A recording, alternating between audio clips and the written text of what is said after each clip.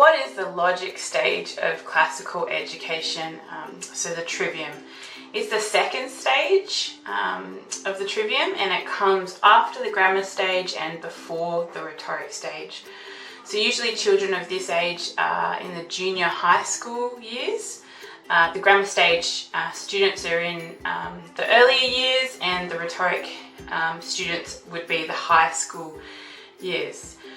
What are you teaching them in the logic stage? You're teaching them how to, using the facts which they've learnt in the first stage, the grammar stage of the Trivium, you're teaching them how to argue, and you're teaching them, I guess, the art of argumentation, to detect fallacies, what's right and wrong, what's truth and what's not truth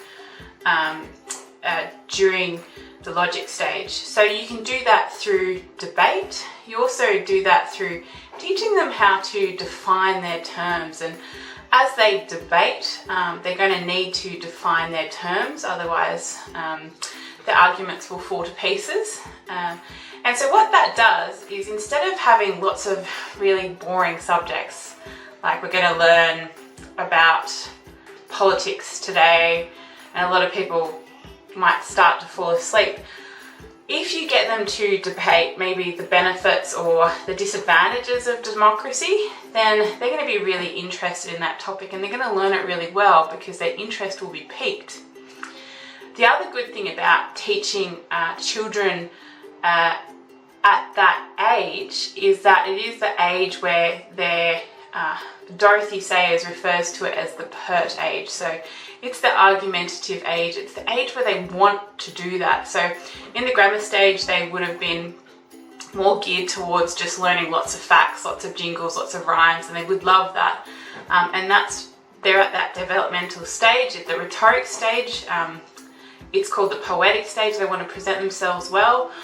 But at the logic stage, they're at an age where they want to argue, and they want to define terms. And so that's what you're doing at the logic stage.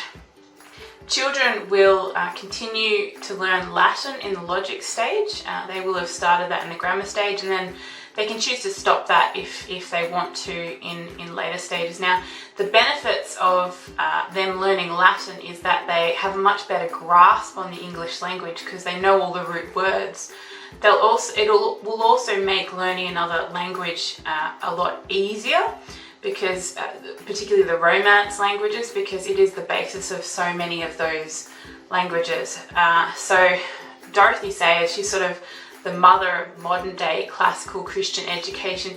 She said we need to think about the brain more of as more of a muscle, and when you teach it Latin, it's not like it's a receptacle which fills up. I think it was Dorothy Sayers, maybe it was Douglas Wilson. Anyway, sorry if I got that wrong. But we need to think of the brain as a muscle, not so much a receptacle, where if we teach them English, it's 50% full, and then if we teach them Latin, it's another 50% full, and then we can't teach them anything more on top of that because, they're not going to be able to learn it. Instead, we need to think of Latin as like the gym, and when you strengthen the mental language learning muscle, I guess, as the analogy goes, then it makes you better at learning other languages as well. So that is the point of Latin in the logic stage, and just giving the children the basis of clear definitions is what we really, really want to engender children with the ability to do at this stage. Thank you for joining me today on How Do I Homeschool. If you've liked this video, please press the like button and subscribe. I plan on doing plenty more videos on classical education. Our channel is a channel about classical and Charlotte Mason education. We're also a homeschooling channel, so we do it from that bent. It's a little bit less restrictive in a homeschool because you can tailor it to a child's education as well, but the logic stage will be applicable to schools as well. So thanks for listening, guys, and I hope you'll tune in later. I'll talk to you later. Bye.